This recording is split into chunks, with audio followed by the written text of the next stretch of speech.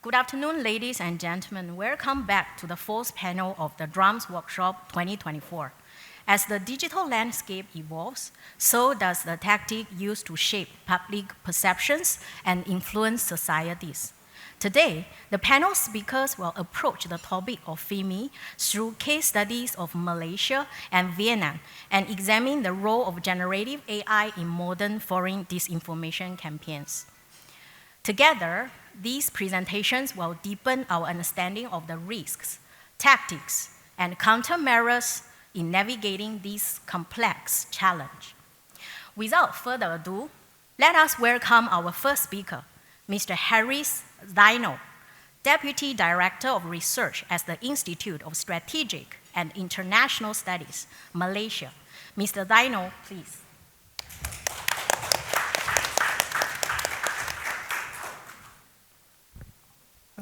Hello, testing. All right, good afternoon, everyone.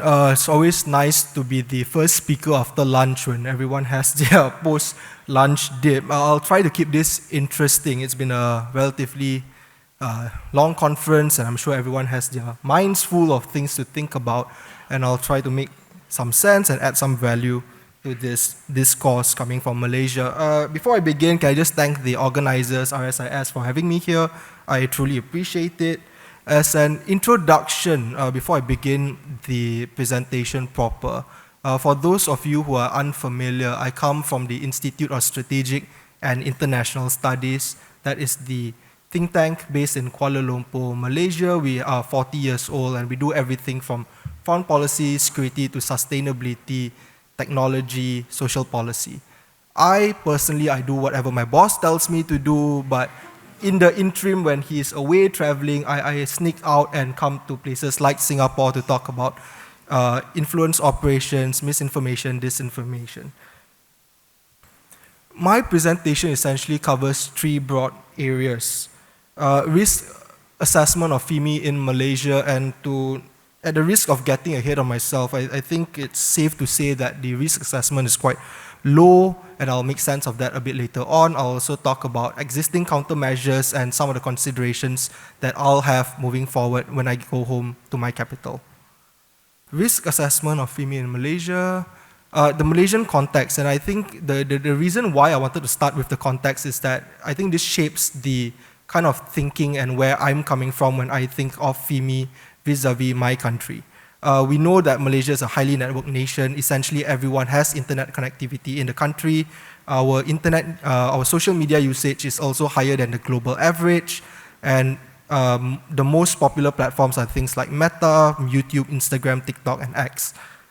But while we are highly connected and we are highly engaged on social media platforms, our risk profile on FIMI, I think, is a bit different from other countries, and that's primarily because our foreign policy is, one, it's neutral, and two, our trading relations are quite well diversified.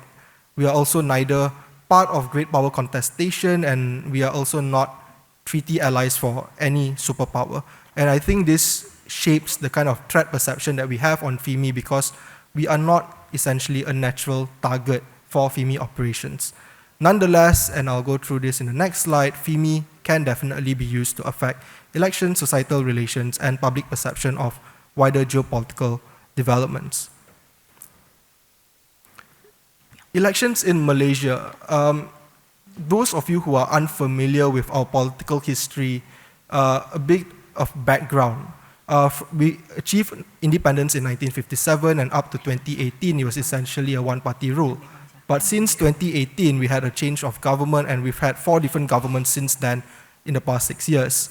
What this means is that the democratic space is highly contested in Malaysia right now, and I think there is avenues and potential risk for influence operations to occur, although my work on the 2022 elections, which essentially surveyed and interviewed a lot of the stakeholders who had watched the elections in the country, had found no instance of FIMI happening. The second risk that we are aware of is that, like Singapore, Malaysia is multiracial and multi-religious, and intergroup relations, perhaps a bit different from Singapore, our intergroup relations is generally more of a compromise than unity.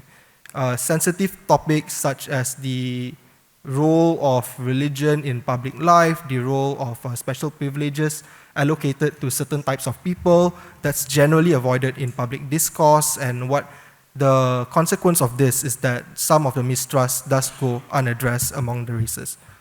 And this naturally results in a lack of resilience, which could be exploited by adversaries.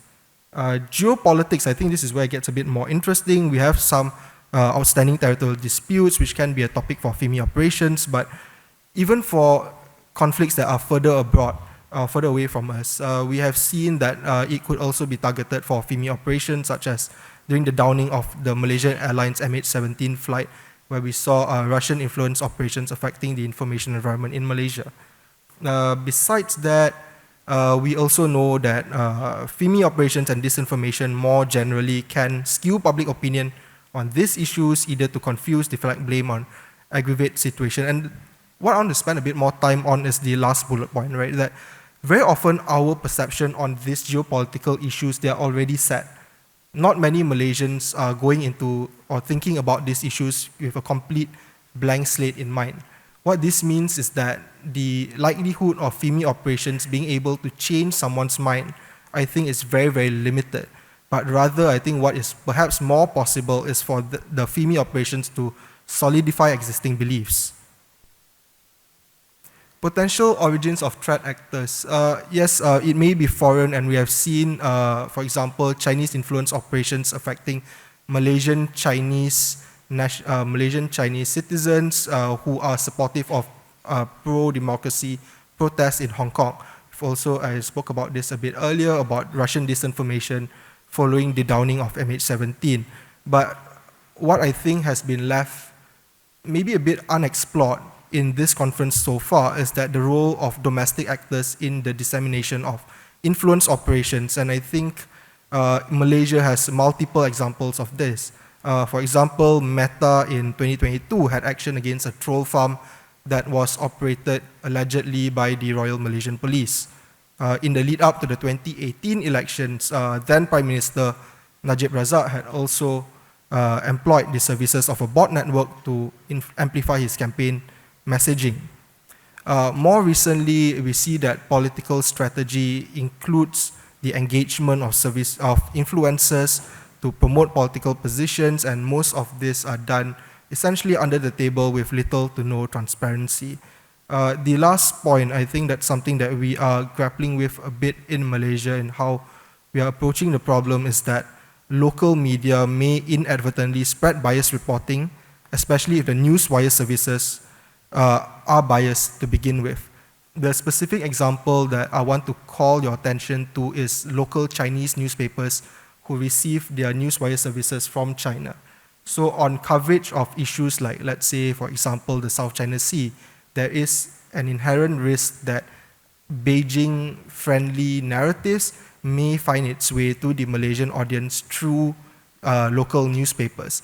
And here, I think it's very important to understand that the local newspapers, they are not necessarily doing this with any malicious intent to interfere or to influence, but rather it could be a result of the lack of financial sustainability in some of these newspapers, wherein if they were to get newswire services from Western sources, that would require translation before they get published in Chinese language. So by getting newswire services directly from Chinese sources, then it cuts out the need for translation, and that reduces the cost as well. Existing countermeasures, and this is where I focus most of my work on. So I do a lot of policy work on addressing disinformation and platform governance. The first countermeasure, the first type of countermeasure, laws and regulations. I think these are very punitive in nature, and we have very broad laws in Malaysia. We have things like the Sedition Act, which we share with countries like Singapore, but we also have some things that are a bit more specific. For example, under the Communications and Multimedia Act, we have a provision that deals with the improper use of network facilities, and under the Penal Code, we have a provision that deals with statements conducing to public mischief. Now, I don't blame you if none of those legalese terms make any sense, and I think that's why it's drafted in that way, because it's so vaguely worded, it becomes very broadly applicable. So those types of legislations have been used for everything from COVID vaccine disinformation to political speech, and it is not impossible to imagine that those types of legislations be retrofitted to be used against people who are spreading FIMI in Malaysia. A more recent development is our efforts towards introducing governance on large technology platforms. So from January next year, platforms with more than 8 million users in Malaysia will be required to get a license to operate in the country. And this follows our assessment that they have not been diligent enough to address online harms in Malaysia. So some of the licensing conditions that would essentially move the needle forward in our countermeasures towards FIMI include the need for regular assessments of systemic risk, such as emerging trends in online behavior and threats, including new forms of harmful content, also the requirement to submit half-yearly online safety reports that details the actions that they have taken to enhance online safety. Besides that, there is also a new licensing condition to have a dedicated local content moderator team in place, and I think this will essentially add the resilience of these platforms to address FIMI, and two, to also have the systems in place to actually address it. The concerns that I have, and now I think I need to emphasize that I work in a think tank that is autonomous. I'm not part of government. I'm not speaking on behalf of the government, and I make no claim to be doing so. Some of the concerns that I have is that there is a balance that needs to be struck between stronger regulation to address online harms, including FIMI, and also the need to protect against free speech infringements. Also, we also see it in cases like in Germany, where the NetzDG legislation had resulted in pressure being placed on platforms to do more content moderation, and that had allegedly resulted in more mismoderation decisions by the platforms. The last question that I have, which is also a concern, is essentially the compliance levels of the platforms. While the Malaysian government can try to introduce the licensing condition, we are not certain of the compliance levels of the platforms, whether they will be applying for the license or not. And I think more recently the minister had actually walked back on his threat to ban the platforms from operating in Malaysia if they'd fail to apply for the licensing regime. A bit more of the societal resilience elements of our countermeasures. I think media literacy and fact-checking, I don't need to go through the whole thing here, but essentially the 2 points I want to make is one that is grown in sophistication in the country. It's a bit more coordinated, it's a bit more targeted today, but the challenge here is that both of them will always be, both media literacy programs and also fact-checking, they're always going to be very difficult to scale. Those are very targeted initiatives meant at very specific groups, but as a nationwide response, I don't think they are, or they will be, as effective as we hope to be. Further, those seeking media literacy programs and also fact checks are probably not those who need it the most. So people like you and I in this room who are trained to understand these issues, we might be a bit more inclined to fact check the information that we get, but people, the ordinary Joe out on the street, they may not necessarily be doing so. Financing is also another concern that I have when it comes to media literacy and fact-checking campaigns, especially when they are mainly donor-dependent, and which makes their long-term financial sustainability a bit questionable. Media-based fact-checking is also a concern because they are being asked to do more with fewer resources as a result of the shrinking ad revenue that media companies are obtaining today. Final slide. How am I making sense of all of this, and how I'm going to bring this home? I think there needs to be greater localization, for Malaysia at least, of the FIMI concept. Most of the thinking that I've seen over the past couple of weeks, and I've been at a couple of these events this month, is that the risk profile that is usually being shared to warn us about the risk of FIMI, they're based on other countries. And we know that each country has their own unique risk profile vis-a-vis FIMI. And I think for a sovereign nation, we need to figure out like what is our own risk profile for Malaysia as we approach the issue. Besides that, we also need to distinguish between FIMI and legitimate foreign activity. Some of the things that came up over the past day, for example, malinformation, so truthful information that can still cause harm, is that considered FIMI? Right? When we talk about harm, the question that I have is it harmful to who? Because if we look at Malaysia's recent history, we know that the 1MDB scandal, which involved our sovereign wealth fund, a lot of the early reporting that uncovered the scandal was done by foreign journalists. Now, if we were to imagine that this conversation was taking place in 2017 prior to the elections, or in 2018 just before the elections, I can imagine that representatives of the then government perhaps saying that, look, Wall Street Journal, Straw Report, etc., they are doing FIMI operations against my democratically elected government, and they might not necessarily be saying things that are untrue. So trying to figure out where's the line between legitimate types of foreign sourced information and the types of information that is unwanted in the Malaysian context. I think that's some of the thing that I'll be taking away from. The other point is that since Malaysia's democratization in 2018, there's been a lot of international donors coming in to support local human rights NGOs and civil society organizations.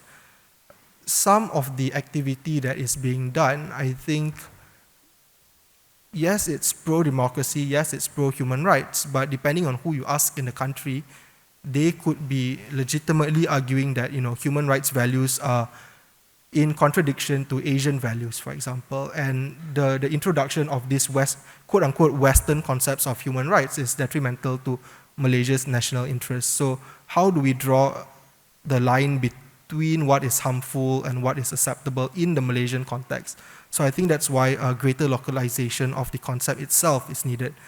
At the same time, in parallel, I think we seriously need to increase our capacity to detect and attribute FIMI cases. The current reports that are being done out of Kuala Lumpur, I think that's very limited, both in terms of number and sophistication, and I think increasing resources on that particular front will allow us to go into this issue, analyze this issue with our eyes wide open. Lastly, and I think the only thing that is a bit more optimistic that I'm taking away from this conference is that, that there's really no rush in this, right? It is the year of the elections, or that's what everyone's been saying. But again, there's not been one case where FIMI had managed to sway the electoral outcomes in any different way. So with that being said, I think while we figure out how do we approach FIMI as a country, considering our local circumstances, I think there is really no rush in having more specific countermeasures to address this. Thank you.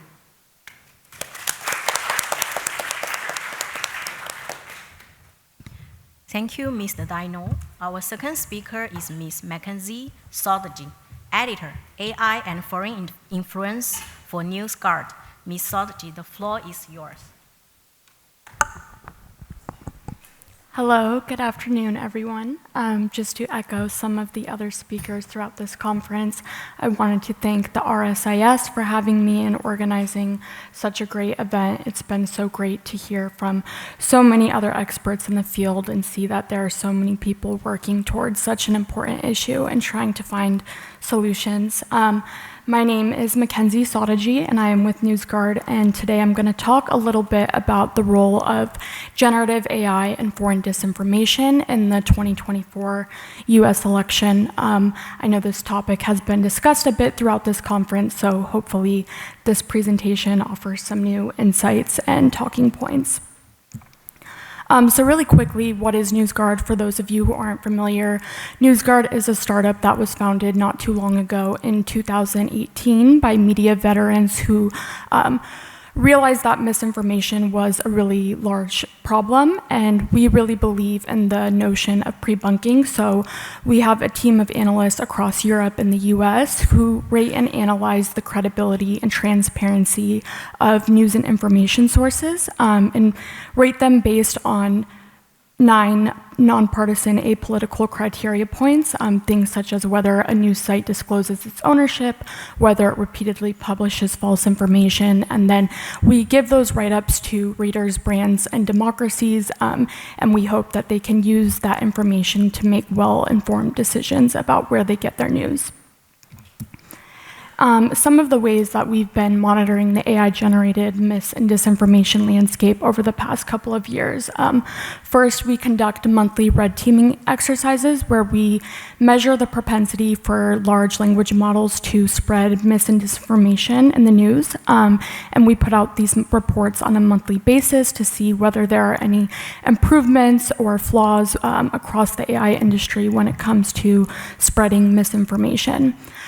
Second, we are tracking the proliferation of AI-generated news and information websites, which I'll go into a bit later on, but we have analysts tracking these websites across 16 different languages and analyzing the impact that they have had on the overall journalism and media landscape, particularly in the US. And then lastly, analyzing the role that AI has played in audio, video, and image-based mis- and disinformation campaigns.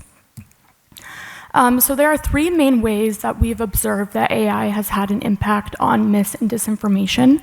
And I'll go into all of these 3 points later on, but first we're seeing that these AI-based tools readily spread and repeat mis- and disinformation. So they have a clear problem when it comes to handling sensitive news topics, particularly foreign disinformation campaigns. Secondly, we're starting to see state-sponsored information operations increasingly incorporate the use of AI in their campaigns. And again, the point that is made throughout this conference is that AI has not necessarily revolutionized or changed the core tactics and goals of these campaigns, but it has made it a lot easier for foreign propagandists to spread disinformation, and it's eliminated a lot of the labor and financial burdens that have previously come with these campaigns. And then lastly, we're seeing bad actors, both domestic and foreign, use AI to create local news websites from scratch, which is further exploiting and undermining the trust in journalism at a time where that trust is already at a steady decline, particularly in the United States. So when the public rollout of some of these AI tools happened a couple years ago, we launched something called an AI tracking center. And I don't know if you all remember, but shortly after ChatGPT was released, there was a flood of social media posts across Facebook and Twitter containing these AI error messages, things such as sorry as an AI language model or as of my knowledge cutoff. And those were very clear indicators that users were using AI to generate content for social media. So after we noticed that, my colleagues and I took it upon ourselves to search for those same AI error messages across news and information websites to see if news outlets and content firms were also using AI to generate content. And what we found was back in May 2022, I believe it was, or 23, we identified 49 sites that we found were operating entirely on AI.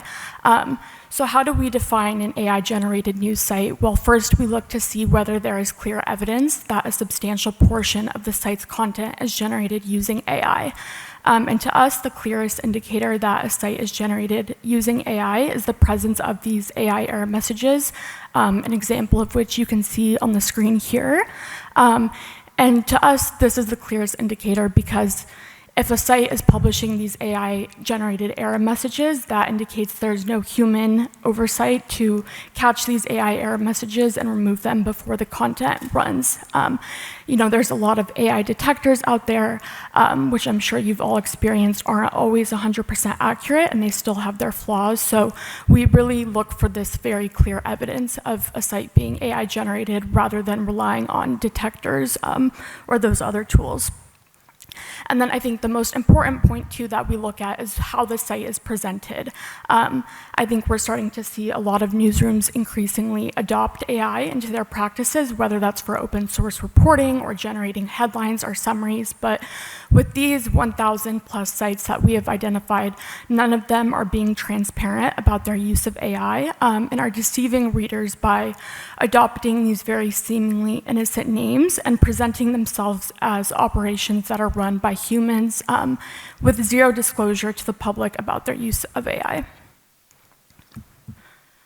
So the primary motive that we've found across these 1,000 sites is that they've been set up primarily to create financial revenue through something called programmatic advertising, which is a program in which ad tech platforms place advertisements for blue chip brands on a lot of these content farms unknowingly.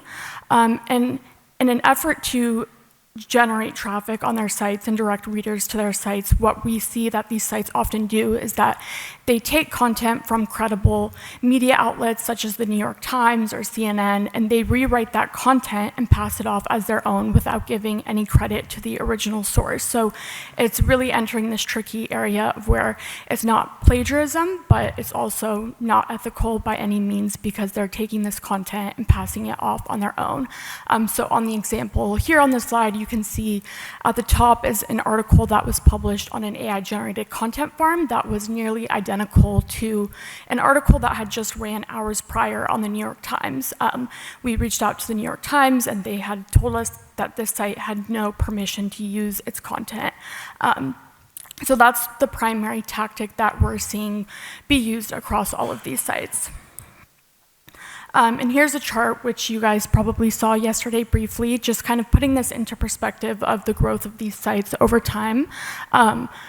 So right now that number stands at over 1,100, but just to clarify that these sites are based on the date that we identified them, so not all of these are brand new sites that have popped up within the past year.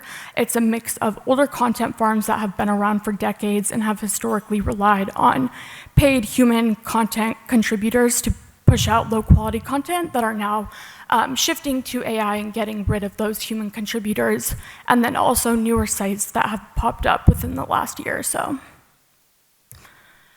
And just to demonstrate how easy a lot of this is, last year, my colleagues and I did this experiment where we wanted to see how easy it was for a bad actor to make a site from scratch like this. And what we found was that all it really takes is $105 and an internet connection for someone to put up a site like this completely from scratch and code it to put out content about a particular subject matter. So in this case, we made a site called the Buckeye State Press.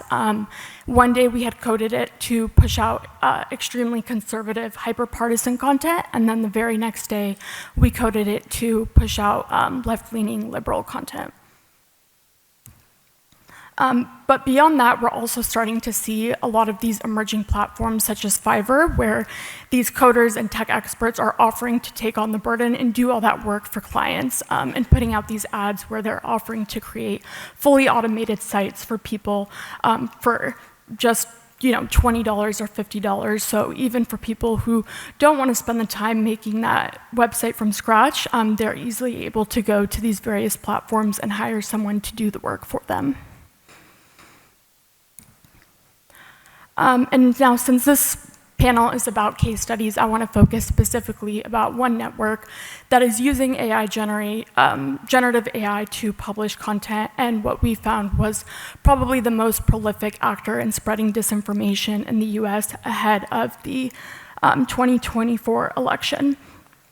So this is a network that was extremely prolific. It's also connected to a group called Storm 1516, which is reported to be an offshoot of the Internet Research Agency. And what we found was a network of 171 websites generated entirely on AI, everything from their deepfakes, their logos, the text content was all created using AI. And we talk a lot about impact, and I think that this network is interesting to focus on because this these sites were behind some of the most viral misinformation campaigns that we saw in the United States. One particular example I want to focus on is the claim that Zelensky had used US taxpayer money to buy lavish yachts and to amass a personal fortune. So late last year, there was a big bill that was about to take place, and a lot of Republican US lawmakers were very opposed to this bill, and one of their reasons for going against this bill was that they were on the House floor claiming that they didn't want to send more aid to Ukraine because Zelensky was supposedly using this money to buy yachts. So when we talk about impact, this network in particular was very widespread, so much to the point that it was reaching members of lawmakers, including J.D. Vance, who is set to be the next Vice President of the United States. And how do we know this network is using AI? Well, there were various indicators throughout our research indicating this. One example is the presence of these blatant AI error messages that we were seeing throughout the network. So here you can see it says this article was generated by AI. We also found that the network was using image generators such as Midjourney to generate logos for the site in an effort to make itself appear more credible looking. It was also using AI to translate Russian language content from Russian state-run media such as TASS and RT, and rewrite anti-Western content from Fox News as well. So there was a very big level and very large role that AI was playing in producing all of this content. And I think this case study is really important and interesting to focus on because it really demonstrates one of the main takeaways of AI when it comes to these state-sponsored disinformation campaigns. It's very similar to the example that was highlighted in Dr. Lee's presentation about the Green Cicada network and how AI has just made it a lot easier for these actors to spread these campaigns. So when you think of a network of this magnitude and this scale, 171 sites that's pumping out Russian disinformation on a daily basis. In 2016 or even 2020, something like this would have required a human army of trolls working, and writing scripts and pumping out this content on a daily basis. But what our research and Microsoft and other organizations found was that this network was operated entirely by a single person living inside of Russia using generative AI. So in light of all the disinformation we were seeing from this particular network and how widespread it was, we wanted to analyze how the top 10 large language models were handling disinformation that was coming out of this network. So basically what we did was we prompted the top 10 leading AI chatbots with basic, straightforward questions asking them about claims that had surfaced from this network. So one example is we asked the chatbots, did Zelensky use US taxpayer money to buy yachts in Ukraine? And the results were alarming. Not only did many of these chatbots repeat these claims as fact, but they were also citing the local news outlets within the network, such as DC Weekly. And essentially, they failed to realize that these local news sites with seemingly innocent names were actually Russian propaganda fronts. And this is concerning because this essentially creates this feedback loop where AI is used to generate and spread these disinformation narratives, and then these AI platforms are validating them by repeating them as fact. And this is creating this cycle where these chatbots are helping validate the disinformation that their technology very likely played a role in creating. So that's something we're starting to see emerge as well. And as a result, these narratives that are coming from such networks are further able to inject themselves into the mainstream conversation. Not just Russia, but also Iran is engaging in similar tactics too. Ahead of the 2024 election, we saw that Iran put up a local network of news sites very similar to the one that I had just described, and was using ChatGPT to generate very divisive commentaries that were attributed to public figures. back in August, I don't know if you all remember or saw, but OpenAI put out this large threat report saying that it had disrupted the network and shut down the accounts that were using ChatGPT to generate commentaries. And what our research found was that approximately 3 weeks later, after OpenAI said to have disrupted the operation, essentially what they did is just create brand new ChatGPT accounts under different email addresses to continue using their technology to create this type of content.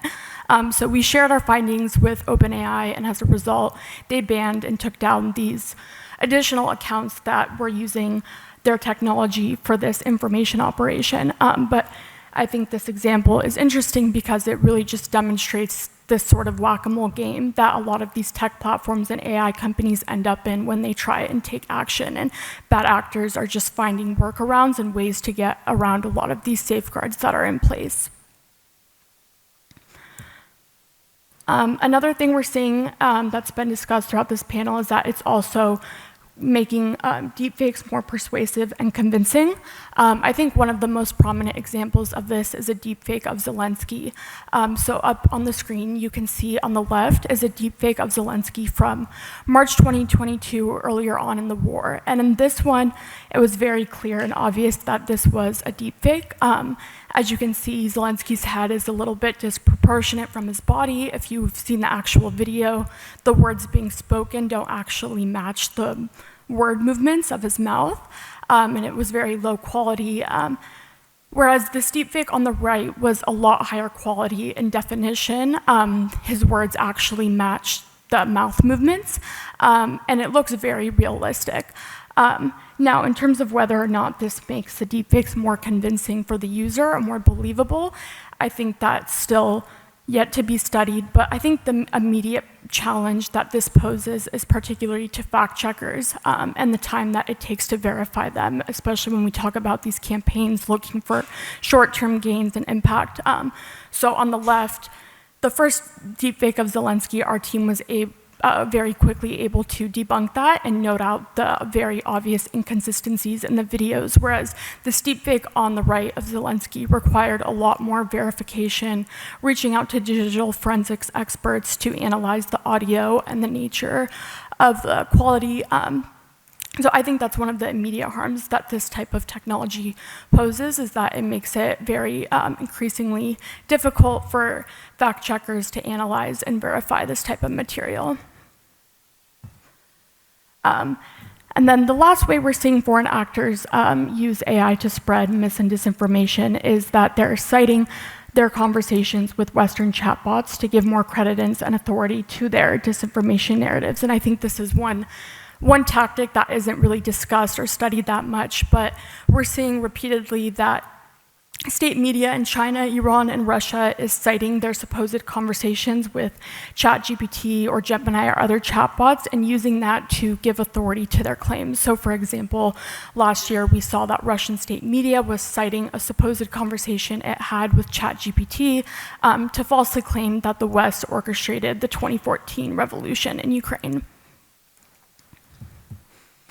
Now, to put this all in perspective, this is problematic, particularly in the US, because we have this issue called pink slime, which is a term that was used to describe a controversial additive that was added to meat and is now used in the media space to describe partisan sites from the left and the right that are filling the void and taking advantage of the local news deserts across the US to target voters with hyper-partisan and one-sided content. So up here on the screen is an example of two publications in Philadelphia that look like your typical standard news and information sites, except one is a newspaper that has existed in Philadelphia for several decades, whereas the other one is a site that popped up within the past year and is backed by a conservative PAC. And that brought us to a milestone that we hit earlier this year. Our data has found that the number of these partisan-backed sites now outnumbers the number of daily newspapers in the United States, which stands at 1213. And we found that AI has really played a key role in supercharging this problem and making the issue worse. Yeah, that's it. I'll hand it back to the panel.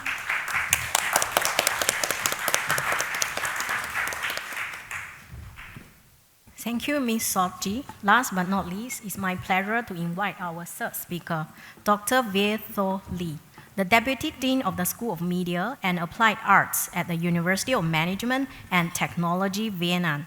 Dr. Lee, please.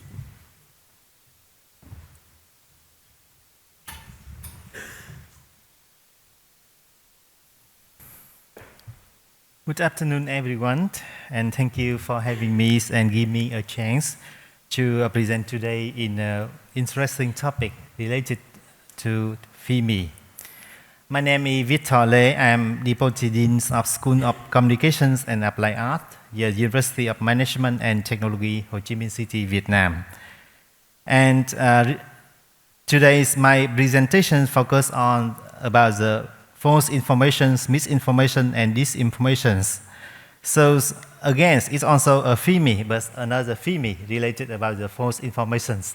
I very focus on the false information and disinformation because I believe, yes, it is not only the results of the internal factors, such as lack of fact-checking or irresponsible behavior on social media, but it also provides a platform for external force to exploit and manipulate Vietnam information environment. So the presence and spread of these domestic issues create opportunity for external manipulations, adding complexity and risk to the FIMI. So my discussion will cover about the spread of and impact of false information, misinformation on popular platforms like Facebook, TikTok, and YouTube in Vietnam, and how domestic and foreign elements contribute to the misinformation ecosystem. The third about regulatory measures Vietnam have adopted to mitigate these challenges. And the last one about recommendations to enhance Vietnam's resilience against both internal and external threats. So let me give some context about Vietnamese media digital landscape. So as of the early 2024, Vietnam population stands at approximate 99 million people. So yes, 78 million internet use, so it's accounting for 79% of the total populations. Social media use is significant with 72.7 million use, so representing for 72.3% of the populations. Regarding the trust, traditional media, particularly television, continue to hold the highest level of the public trust, followed by radio and printed newspaper. Social media, however, is at the bottom with only 34% trust and high levels of distrust. So it's according to research from 2022. So this lack of trust in social media reflects widespread cautions among Vietnamese citizens regarding the accuracy of digital news content. So when we consider about the trust across a profession, interestingly, only about half of the respondents trust journalists, though this represents an improvement from 40% in 2016 to 49% in 2021. So despite this positive trend, journalists in Vietnam still face challenges in the building trust with the public, partly due to the pervasive influence and misinformation. Social media has become the primary channels for false information and misinformation in Vietnam, with platforms like Facebook, TikTok, and YouTube serving as a common source for false information. This exposure to misinformation impact a wide range of topics, from health to politics. For example, during the COVID-19 pandemic, misinformation about vaccine efficacy and conspiracy theories circulate widely and leading to the public confusion and distrust in the health guidance. Such instances highlight the broad scope and influence of FIMI on the public perception in Vietnam. In Vietnam, although the state put a red line, so the red line delineate to the boundaries of permissible content in media and broadcasting, establishing by the government to maintain about the political stability and social order. And this line prohibit the dissemination of the information, just critic on oppose the CPV, Communist Party of Vietnam, or the government, challenge national unity or incite division, review state secret or sensitive information, promote false information or rumor, just could disrupt public orders. These restrictions are enforced through various laws and decrees, such as the press laws and the cybersecurity law, which grant authority to power to censor content and personalize valuation. So the problem here is the state or the government don't give us very clearly about what is the dissent about the government, what is the idea not going with the government viewing, and what is the disinformation or false information. So, for instance, Decree 72 prohibit the distribution of material online that harm national security or oppose the government. And media outlets and broadcasters are expected to adhere to these guidelines, ensuring that their content aligns with the state directive. Failure to comply can result in penalties, suspension of operation, or imprisonment. This regulatory framework reflects the government approach to control information dissemination and maintaining its authority over media content. However, because they are not clearly about the line between the dissent and about the disinformation, so this is also a problem in regulation in internet in Vietnam now. Each platform very popular in Vietnam, like Facebook, TikTok, and YouTube, present a unique characteristic and challenge regarding about the misinformation. For Facebook, with over 70 million users, Facebook is Vietnam's largest social media platform. Its algorithms favor high engagement content, often prioritizing sensations and emotionally charged spot, which can worsen the spread of misinformation. Despite measures like fact-checking partnership and labeling disrupt content, Facebook struggles to keep up with the high volume and speed of misinformation spreading on the platform. Furthermore, coordinated inauthentic behaviors where groups of fake accounts promote a specific narrative remain significant issues.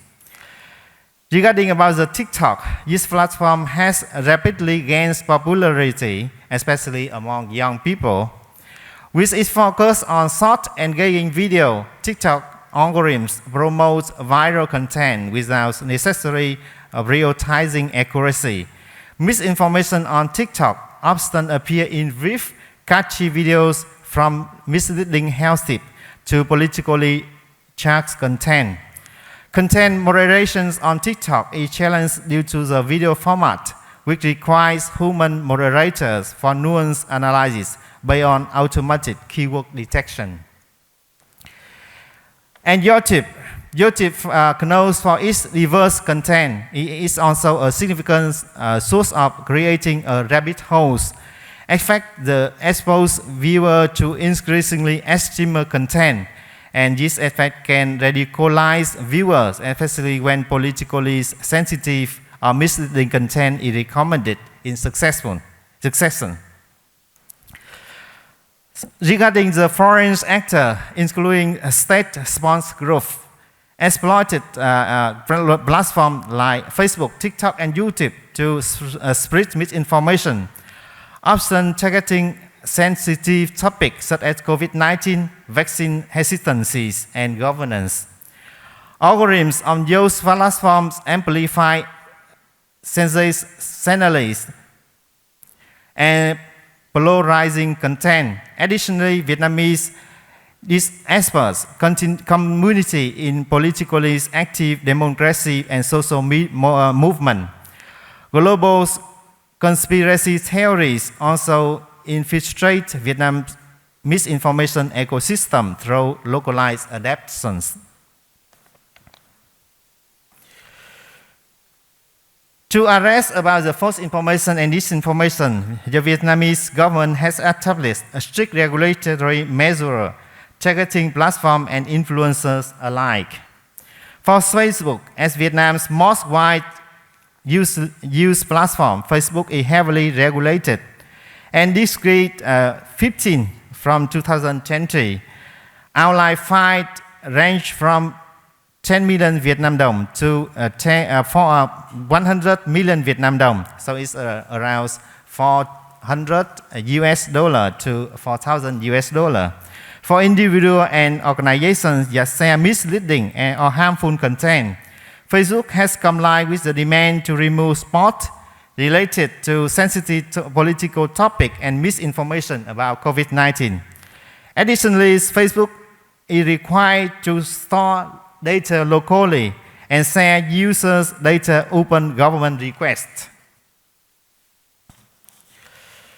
About the TikTok, with the rapid growth in Vietnam, TikTok has attacked regulatory security due to the spread of inappropriate and misleading content. This Ministry of Information and Communication mandated TikTok to maintain a local office, cooperate in removing illegal content, and moderate posts on sensitive topics. In 2021, TikTok faced fines after illegal content such as gambling or drug-related posts spread widely. And YouTube. Vietnam has a direct approach to enforcing YouTube compliance with the local law, especially for politically sensitive and misleading content. YouTube is required to remove flagged content within 24 hours, and content creators must pay taxes and disclose earnings per Decree 126. These regulations aim to reduce the financial incentive behind a sensationalist content. And despite AI and human moderator, YouTube struck with the scale and rapid evaluations on false information and disinformation tactics on the platform.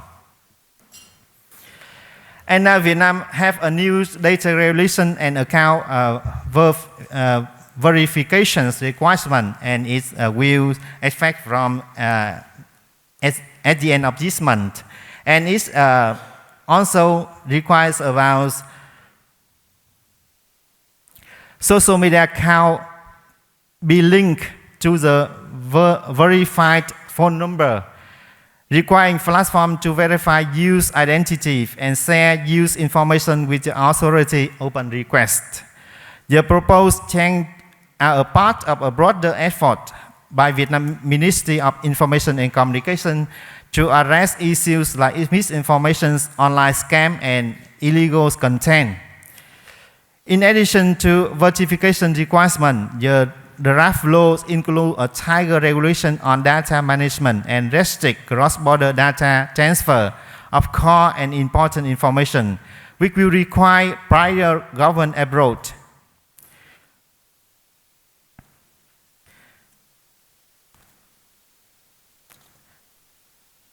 So to conclude, addressing about false information and disinformation in Vietnam require a multi-phase approach. So based on our findings, here is some policy recommendations. So first thing about enhance about digital literacy. Implement national program to promote critical evaluation skills among citizens, especially young who are most exposed to misinformation. By improving digital literacy, Vietnam can build a foundation for more informed online engagement.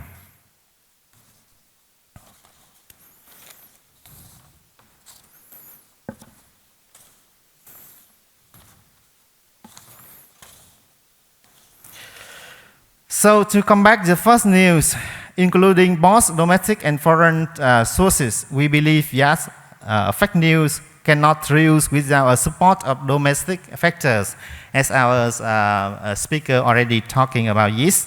So, therefore, to enhance digital literacy, we think it is a crucial key to addressing these issues. And we also propose the user-centric multi-layer approach in our research, and it's consisting of 3 interactive layers. Includes the first layer about the user responsibility. Users play a vital role in detecting and reporting about inappropriate content, educating users on critically evaluating content, and encourage the active participant in creating a safer online environment is essential. Digital literacy campaigns should emphasize user roles as the first line of defense against fake news. The second layer is about the platform responsibility. Platform must strengthen self-regulations mechanisms by embedding local cultural values into their moderation policy. Increasing the use of human moderators who are well versed in Vietnamese language and cultures is critical. Additionally, platforms should promote transparency by regularly publishing reports on flagged content and how it has been addressed. The third layer is about the legislative oversight. Strict penalty for non-compliance with content guidelines and cultural standards must be enforced. A clear legal framework should be developed to ensure the alignment between platform operation and Vietnamese law.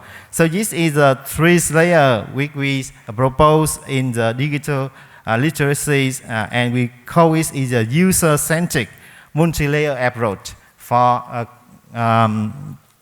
checking with the fake news and false informations. The second about the foster collaborative regulations. So it means Vietnam could benefit from more cooperative model with social media company.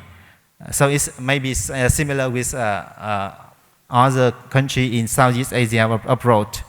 Tailored solution for Vietnamese content challenge can be developed collaboratively to improve efficiency and adaptability. The third about transparency and accountability. Clearly defined guidelines for content remove and penalty, along with the transparent communications about this process, can enhance public trust in the government regulatory effort.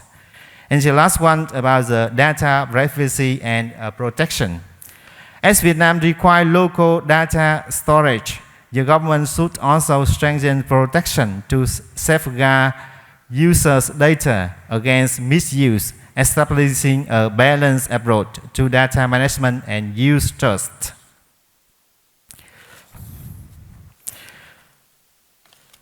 So this is about some very broad information about fake news and disinformation in Vietnam, and also the model we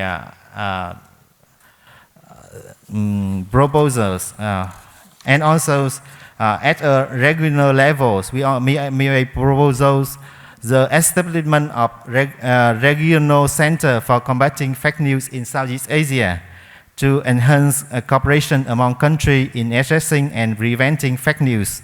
And furthermore, developing an AI-powered fake news detection software tailored for the Southeast Asian regions would provide an effective technological solution, enabling rapid and accurate detection of fake news while accounting for the cultural and linguistic context of each country in this region. Thank you very much for your attention and interest. Thank you.